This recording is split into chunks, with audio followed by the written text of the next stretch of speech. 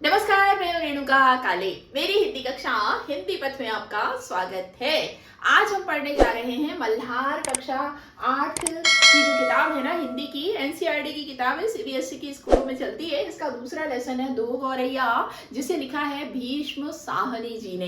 भीष्म साहनी जो है विभाजन की त्रासदी को अपनी रचनाओं में बहुत खूबसूरत तरीके से उकेरते आए हैं। मानवीय संवेदना के कुशल चितेरे रहे हैं और इन्होंने ये जो कहानी है अपने बचपन की एक घटना को अपने घर के वातावरण, पशु पक्षियों के प्रति घर का और घर के लोगों का अनुराग व्यक्त करने वाली ये बहुत ही खूबसूरत कहानी है। और ये अस्तित्व, सहिष्णुता, प्रेम और जीव मात्र से करुणा, प्रेम, दया रखने का संदेश हमें देती है। तो बहुत ही खूबसूरत ये कहानी है। भीष्म साहनी जो है उन्होंने बहुत खूबसूरत रचनाएं की हैं। उनकी प्रसिद्ध रचना तमस के लिए उन्हें साहित्य अकादमी पुरस्कार से नवाजा गया था। तो चलिए पढ़ते हैं ये कहानी।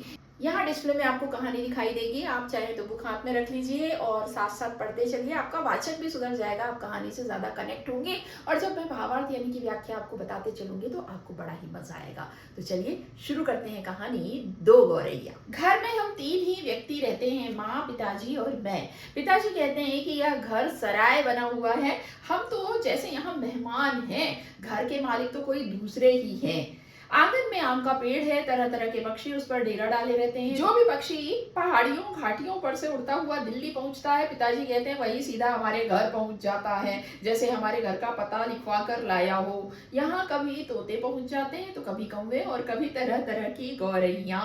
वह शोर मचता है कि कानों के पर्दे फट जाएं, पर लोग कहते हैं कि पक्षी गा रहे हैं। अब यहाँ पर भीष्म साहनी बताते हैं बचपन का जो दृश्य है उनके स्मृति पटल पर उभर आता है और वो उसको कहानी का रूप देते हैं कि माँ है, पिताजी हैं और वो हैं। बचपन का उनका घर है जो आम के पेड़ की छाया तले है और वहाँ पर विभिन्न तरह के पक्षी जो हैं उनका आना जाना लगा रहता है। कौवा, गौरैया, चिड़िया तरह तरह की वहाँ पर आती जाती रहती हैं और ऐसा लगता है कि ये हमारा घर नहीं है बल्कि ये इनका घर है, इनके रहने की जगह है। वो इतना ज़्यादा वहाँ पर उनका कलरव रहता है। और जब ये चहचहाते हैं तो लोगों को मधुर गायन लगता है, लेकिन हमारे लिए तो रात दिन की बात है, ये बड़ा शोर मचाते हैं। घर के अंदर भी यही हाल है। बीसियों तो चूहे बसते हैं, रात भर एक कमरे से दूसरे कमरे में भागते फिरते हैं। वह धमा चौकड़ी मचती है कि हम लोग ठीक तरह से सो भी नहीं पाते। बर्तन गिरते हैं, डिब्बे खुलते हैं, प्याले टूटते हैं। एक चूहा अंगीठी के पीछे बैठना पसंद करता है, शायद बूढ़ा है, उसे सर्दी बहुत लगती है। एक दूसरा है जिसे बाथरूम की टंकी पर चढ़कर बैठना पसंद है, उसे शायद गर्मी बहुत लगती है। बिल्ली हमारे घर में रहती तो नहीं मगर घर उसे भी पसंद है, वह कभी कभी झांक जाती है। अब इस तरह से आपने देखा कि बिल्ली, चूहा सबके बारे में वो बता रहे हैं कि जीव जंतुओं का पसंदीदा ठिया है, ठिकाना है लेखक के। ये इस बचपन की याद है ना उनकी, मैंने बताया भीष्म साहनी के बचपन का ये एक घटनाक्रम है कहानी के रूप में। और वो बता रहे हैं कि हमारा घर इन जीव जंतुओं का पसंदीदा ठिकाना है, सभी यहाँ पर रहते हैं या रहते भी नहीं है तो आते जाते रहे। मन आया तो अंदर आकर दूध पी गई, ना मन आया तो बाहर से ही फिर आऊंगी कहकर चली जाती है। बिल्ली की बात हो रही है ना। शाम पड़ते ही दो तीन चमगादड़ कमरों के आर पार पर फैलाए कसरत करने लगते हैं। घर में कबूतर भी हैं, दिन भर गुटर गू का संगीत सुनाई देता रहता है। इतने पर ही बस नहीं, घर में छिपकलियां भी हैं और बर्रे भी हैं और चींटियों की तो जैसे फौजी छावनी डाले हुए है। देखिए कितनी सारे जीव जंतु हैं उनके घर में, है ना। चूहे बिल्ली तक तो उन्होंने बता ही दिया, उसके अलावा बर्र भी हैं और कबूतर भी हैं, है ना। और चमगादड़ भी अपना पर फैलाए इधर से उधर मानो की कसरत करते हुए शाम को दिखाई दे जाते हैं। तो जैसे एक छोटा सा चिड़ियाघर ही बन गया है भाई ये। अब एक दिन दो गौरैया सीधी अंदर घुस आई और बिना पूछे उड़ उड़ कर मकान देखने लगी। पिताजी कहने लगे कि मकान का निरीक्षण कर रही हैं कि उनके रहने योग्य है या नहीं। कभी भी किसी रोशनदान पर जा बैठती तो कभी खिड़की पर, फिर जैसे आई थी वैसे ही उड़ भी गई। पर 2 दिन बाद हमने क्या देखा कि बैठक की छत में लगे पंखे के गोले में उन्होंने अपना बिछावन बिछा लिया है और सामान भी ले आई हैं और मजे से दोनों बैठी गाना गा रही हैं। जाहिर है उन्हें घर पसंद आ गया था। अब यहाँ दो गौरैयों के आगमन की बात बताई जा रही कि कैसे वो आई थी 2 दिन पहले, इधर से उधर घूम घूम कर उड़ उड़ कर वो देख रही थी, जैसे घर का निरीक्षण कर रही हूँ। भाई देखिए, कोई किसी जगह पर, नई जगह पर रहने के लिए जाता है तो उस घर को, उस जगह को बारीकी से देखता है कि भाई हमें आगे यहाँ रहना है, ये इस लायक है भी कि नहीं। और फिर 2 दिन बाद वो वहाँ पर वापस आ गई और जैसे उन्होंने अपना सामान, अपना बिछावन वगैरह पंखे के गोले में लगाना शुरू कर दिया कि भाई चलो, ये घर हमको पसंद आ गया है, हमने यहाँ पर रहने का इरादा कर लिया है। ये दो गौरियों के बारे में बताया। माँ और पिताजी दोनों सोफे पर बैठे उनकी ओर देखे जा रहे थे। थोड़ी देर बाद माँ सिर हिलाकर बोली, अब तो ये नहीं उड़ेंगी, पहले इन्हें उड़ा देते तो उड़ जाती, अब तो इन्होंने यहाँ घोंसला बना लिया है। अब पिताजी उनको देख रहे थे, है ना, और माँ कहती हैं, उनका अनुभव है भाई, वो जानती हैं, उन्होंने घोंसला बना लिया है। वो कहती है कि पहले अगर उड़ाते थे तो उड़ भी जाती, अब तो ये नहीं उड़ने वाली, इन्होंने यहाँ पर अपना घोंसला बना लिया है। इस पर पिताजी को गुस्सा आ गया। वह उठ खड़े हुए और बोले, देखता हूँ कैसे यहाँ रहती हैं गौरैया, मेरे आगे क्या चीज है, मैं अभी बाहर निकाल करता हूँ। छोड़ो जी, चूहों को तो निकाल नहीं पाए, अब चिड़ियों को निकालेंगे, माँ ने व्यंग किया। अब पिताजी को बात लग गई भाई। पिताजी कहने लगे कि कैसे नहीं निकलेंगी, अभी बाहर निकालता हूँ इनको। तो माँ ने व्यंग किया, चूहों को तो निकाल नहीं पाए हो, अब इनको निकालोगे। अब ये दोनों पति पत्नी की, माता पिता की भीष्मशाली जो है, उनके माता पिता की बातें चल रही हैं। माँ कोई बात व्यंग में कहे तो पिताजी उबल पड़ते हैं। वह समझते हैं कि माँ उनका मजाक उड़ा रही है। वो फौरन उठ खड़े हुए और पंखे के नीचे जाकर जोर से ताली बजाई और मुंह से शू शू कहा, बाहें झुलाई, फिर खड़े खड़े कूदने लगे, कभी बाहें झुलाते, कभी शू शू करते। अब पिताजी के ने अपने ईगो पर ले ली ये बात कि मैं कैसे नहीं भगा सकता। अब उसके लिए वो पंखे के नीचे जाकर शू शू करके भगाने की कोशिश करते, कभी कूदते, कभी बाहें फैलाते, उड़ने के लिए वो उन पक्षियों को, गौरैया को वहां से भगाने के लिए कई कई तरह के जतन करने लगे। गौरैयों ने घोंसले में से सिर निकालकर नीचे की ओर झांक कर देखा और दोनों एक साथ ची ची करने लगी और माँ खिलखिलाकर हंसने लगी। अब गौरैया जो है, उन पर कोई असर नहीं हो रहा था। ये देखकर माँ जो है खिलखिलाकर हंस पड़ी। पिताजी को गुस्सा आ गया, इसमें हंसने की क्या बात है।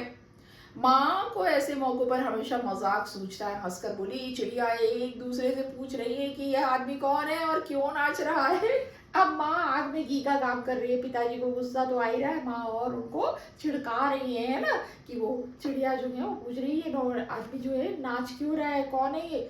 तब पिताजी को और भी ज्यादा गुस्सा आ गया और वह पहले से भी ज्यादा ऊंचा कूदने लगे। गौरैया घोंसले में से निकलकर दूसरे पंखे के डंडे पर जा बैठी।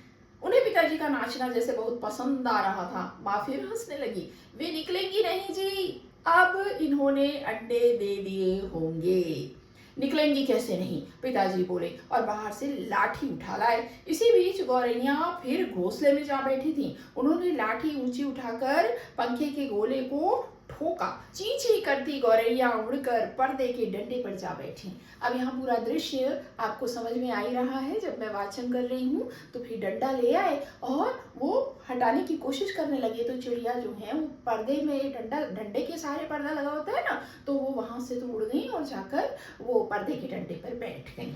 इतना तकलीफ करने की क्या जरूरत थी, पंखा चला देते तो वे उड़ जाती। माँ ने हंसकर कहा। माँ कहती है कि भाई इतना लाठी वाठी लाने की क्या जरूरत थी, पंखा चला देते तो ज्यादा आसानी होती ना। तो पिताजी और भी ज्यादा चिढ़ गए। पिताजी लाठी उठाए, पर्दे के डंडे की ओर लपके। एक गौरैया उड़कर किचन के दरवाजे पर जा बैठी, दूसरी सीढ़ियों वाले दरवाजे पर, है ना। अब पिताजी उनके पीछे ही पड़ गए गौरैया के। माँ फिर हंसनी, तुम तो बड़े समझदार हो जी, सभी दरवाजे खुले हैं और तुम गौरैयों को बाहर निकाल रहे हो। एक दरवाजा खुला छोड़ो, बाकी दरवाजे बंद कर दो, तभी ये निकलेंगी। माँ और भी ज्यादा उनको, पिताजी को छेड़ रही हैं कि भाई बड़ी समझदारी है, यहाँ से भगाओगे तो उस दरवाजे से बाहर करोगे तो यहाँ दूसरे दरवाजे से अंदर चली जाएंगी, भाई एक ही दरवाजा खुला छोड़ो और तब भगाओ। वो कहती हैं। अब पिताजी ने मुझे झिड़क कर कहा, तू खड़ा क्या देख रहा है, जा दोनों दरवाजे बंद कर दे। मैंने भाग कर दोनों दरवाजे बंद कर दिए, केवल किचन वाला दरवाजा खुला रहा। अब माँ की बात सुनकर पिताजी ने, लेखक महोदय जो है भीष्मसारी, उनको झिड़क कर कहा कि जा क्या खड़ा खड़ा देख रहा है, दरवाजे बंद कर। तो उन्होंने दरवाजे बंद किए। पिताजी ने फिर लाठी उठाई और गौरैयों पर हमला बोल दिया। एक बार तो झूलती लाठी माँ के सिर पर लगते लगते बची। ची ची करती चिड़िया कभी इस जगह एक जगह तो कभी दूसरी जगह जा बैठती। आखिर दोनों किचन की ओर खुलने वाले दरवाजे में से बाहर निकल गईं। माँ तालियां बजाने लगी। पिताजी ने लाठी दीवार के साथ टिका कर रख दी और छाती फुलाए कुर्सी पर आ बैठे। अब इस तरह से जतन करके पिताजी ने चिड़ियों को बाहर निकालने का मिशन जो है सफलतापूर्वक पूरा कर लिया और विजयी भाव से आकर सीना फुलाए छाती फुलाए हुए आकर कुर्सी पर बैठ गए। आज दरवाजा बंद रखो, उन्होंने हुक्म दिया। एक दिन अंदर नहीं घुस पाएंगी तो घर छोड़ देंगी। पिताजी बोले कि आज दरवाजा बंद रखना, अंदर नहीं घुसेंगी तो घर छोड़ देंगी। तभी पंखे के ऊपर से ची ची की आवाज सुनाई पड़ी और माँ खिलखिला कर हंसी। मैंने सिर उठाकर ऊपर की ओर देखा, दोनों गौरैया फिर से अपने घोंसले में मौजूद थीं। दरवाजे से नीचे आ गई हैं, माँ बोली। अब पिताजी बेचारे सांस भी नहीं ले पाए थे कि फिर से वो चिड़िया जो है दरवाजे में नीचे थोड़ा सा जीरी होती है जगह होती है, वहां से वो निकल कर आकर वो वापस बैठ गई। मैंने दरवाजे के नीचे देखा, सचमुच दरवाजों के नीचे थोड़ी थोड़ी जगह खाली थी। पिताजी को फिर गुस्सा आ गया। माँ मदद तो करती नहीं थी, बैठी हंसी जा रही थी। अब पिताजी को बहुत चिढ़ाने लगी कि मैं इतना इसमें जतन कर रहा हूँ, स्ट्रगल कर रहा हूँ, और माँ है कि हंसे जा रही है, मेरी हंसी उड़ाई जा रही है। अब तो पिताजी गौरैयों पर पिल पड़े। उन्होंने दरवाजों के नीचे कपड़े ठूस दिए ताकि कहीं कोई छेद बचा नहीं रह जाए, और फिर लाठी झुलाते हुए उन पर टूट पड़े। चिड़िया ची ची करते फिर बाहर निकल गईं, पर थोड़ी ही देर बाद वे फिर कमरे में मौजूद थीं। अब की बार वे रोशनदान में से आ गई थीं, जिसका एक शीशा टूटा हुआ था, है ना। पिताजी पूरी ताकत से अब उनके ऊपर टूट पड़े थे। अब वो बाहर निकल गई, लेकिन रोशनदान से फिर से आ गई क्योंकि उसका शीशा टूटा हुआ था। देखो जी, चिड़ियों को मत मान निकालो, माँ ने अब की बार गंभीरता से कहा। अब तो इन्होंने अंडे भी दे दिए होंगे, अब ये यहाँ से नहीं जाएंगी। अब देखिए, माँ का हृदय है, माँ जानती है कि जननी क्या होती है। वो कहती है कि इन्होंने अगर अंडे दे दिए हैं ना, तो अब ये यहाँ से नहीं जाएंगे, चाहे तुम कुछ भी कर लो।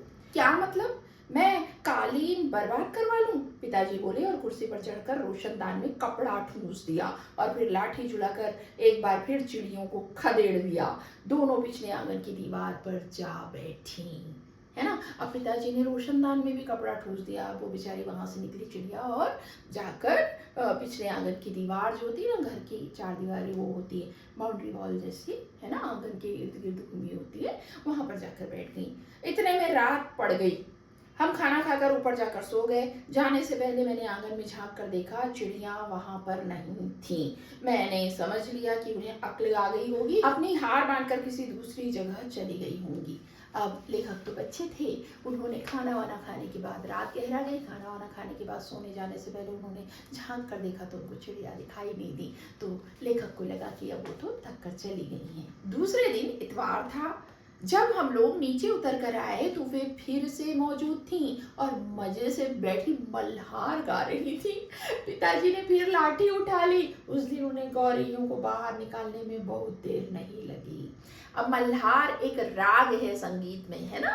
राग मल्हार जो होता है, जो बारिश के आह्वान के लिए गाया जाता है ना। तो मल्हार जब गाते हैं तो बारिश हो जाती है। कुछ ऐसे महान संगीतज्ञ हुए हैं जिनके बारे में ये प्रचलित है, तानसेन के बारे में, कि जब वो दीपक राग गाते थे तो दिए जल उठते थे, राग मल्हार छेड़ते थे तो पानी बरसने लगता था। तो वही जो चिड़िया जो है उनको चहचहाते दूसरे दिन देखा तो बड़े मजे से राग मल्हार गा रही थी वो, ऐसा उन्होंने कहा है। अब तो रोज यही कुछ होने लगा। दिन में तो वे बाहर निकाल दी जाती, पर रात के वक्त जब हम सो रहे होते तो ना जाने किस रास्ते से वे अंदर घुस आती। यानी ये बताया जा रहा है कि रोजाना यही होने लगा, चिड़ियों को दिन में भगाते, रात को वो फिर से घुस जाती। पिताजी परेशान हो उठे। आखिर कोई कहाँ तक लाठी झुला सकता है? पिताजी बार बार कहे, मैं हार मानने वाला आदमी नहीं हूँ, पर आखिर वह भी तंग आ गए थे। आखिर जब उनकी सहनशीलता चूक गई तो वह कहने लगे कि वह गौरैयों का घोंसला नोच कर निकाल देंगे, और वह फौरन ही बाहर से एक स्टूल उठा लाए। अब तो पिताजी बहुत ही चिढ़ गए और वो कहने लगे कि मैं, ये मूला की जड़, ये घोंसला है जिसके लिए ये बार बार आती, मैं इसी को निकाल कर फेंक दूंगा, देखता हूँ फिर कैसे आती है। घोंसला तोड़ना कठिन काम नहीं था। उन्होंने पंखे के नीचे फर्श पर स्टूल रखा और लाठी लेकर स्टूल पर चढ़ गए। किसी को सचमुच बाहर निकालना हो तो उसका घर तोड़ देना चाहिए, उन्होंने गुस्से से कहा। कितनी बड़ी बात है, किसी का को अगर सचमुच बाहर निकालना हो तो उसका घर तोड़ देना चाहिए। ये सभी प्राणी मात्र पर, जो कि अपना बसेरा कहीं बना लेते हैं, उन पर लागू होने वाली बात है ना। अगर तुम किसी को बेघर कर दो तो वो वहां से चला ही जाएगा, है ना। घर ही छीन लोगे किसी का तो वो वहां रहेगा नहीं, चला जाएगा। घोंसले में से अनेक तिनके बाहर की ओर लटक रहे थे। गौरैयों ने सजावट के लिए मानो झालर टांग रखी हो।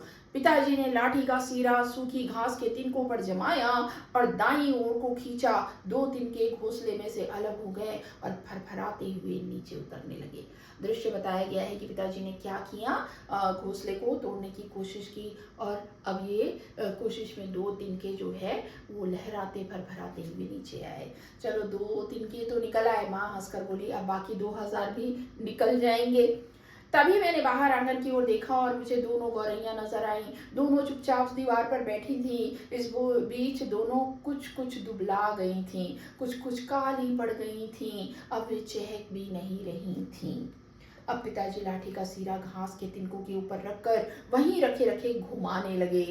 इससे घोंसले के लंबे लंबे तिनके लाठी के सिरे के साथ लिपटने लगे। वे लिपटते गए और घोंसला लाठी के इर्द गिर्द खींचता चला आने लगा। फिर वहाँ खींच खींच कर लाठी के सिरे के इर्द गिर्द लपेटा जाने लगा। सूखी घास और रुई के फाहे और धागे और चिगलियाँ लाठी के सिरे पर लिपटने लगी। तभी सहसा जोर की आवाज आई, ची ची ची ची। अब यहाँ देखिए पिताजी उनके घोंसले में अपनी लकड़ी को घुसा कर उसको ऐसे घुमाने लगे तो सारे जो तिनके हैं, रुई है, जो भी उन्होंने वो मटेरियल उस घोंसले को बनाने में लगा रखा था, वो उस घूमती हुई लकड़ी के में लिपटता चला गया और उसको खींचने से वो घोंसला टूटने की कगार पर आ गया। तभी ची ची ची ची की आवाज आई। और इस बीच ये बच्चे जो हैं, भीष्म साहनी जी, उन्होंने जब चिड़ियों को बाहर देखा, गौरैयों को देखा, तो उन्होंने महसूस किया कि अब ये बड़ी दुखी जान पड़ती हैं, दुबला गई हैं, काली हो गई हैं और आज तो ये चहक भी नहीं रही हैं। यानी वो दुखी हैं इस बात से कि उनका घोंसला छीना जा रहा है, तोड़ा जा रहा है। पिताजी के हाथ ढिठक गए। यह क्या क्या गौरैया लौट आई हैं? मैंने झट से बाहर की ओर देखा, नहीं, दोनों गौरैया बाहर दीवार पर गुमसुम बैठी थीं। और चीची की आवाज़ से पूरे परिवार का ध्यान उस तरफ गया और उन्होंने देखा बाहर, तो उन्होंने पाया कि दोनों गौरैया चुपचाप गुमसुम सी हैं और दीवार पर बैठी हैं। कोई माँ कैसे प्रसन्न रह सकती है जब उसके अंडे जो हैं, चिड़ियों के अंडे, जो गौरैया माँ है ना, और वो माता पिता हैं, वो देख रहे हैं कि उनके अंडे वहाँ पर हैं और वो जो घोंसला है वो छिन्न भिन्न किया जा रहा है, तो वो दुखी हैं। ची ची ची ची फिर आवाज आई। मैंने ऊपर देखा, पंखे के गोले के ऊपर से नन्ही नन्ही गौरैया सिर निकाले नीचे की ओर देख रही थी और ची ची किए जा रही थी। अभी भी पिताजी के हाथ में लाठी थी और उस पर लिपटा घोंसले का बहुत सा हिस्सा था। नन्ही नन्ही दो गौरैया, वे अभी भी झांके जा रही थी और ची ची करके मानो अपना परिचय दे रही थी। हम आ गई हैं, हमारे माँ बाप कहाँ हैं?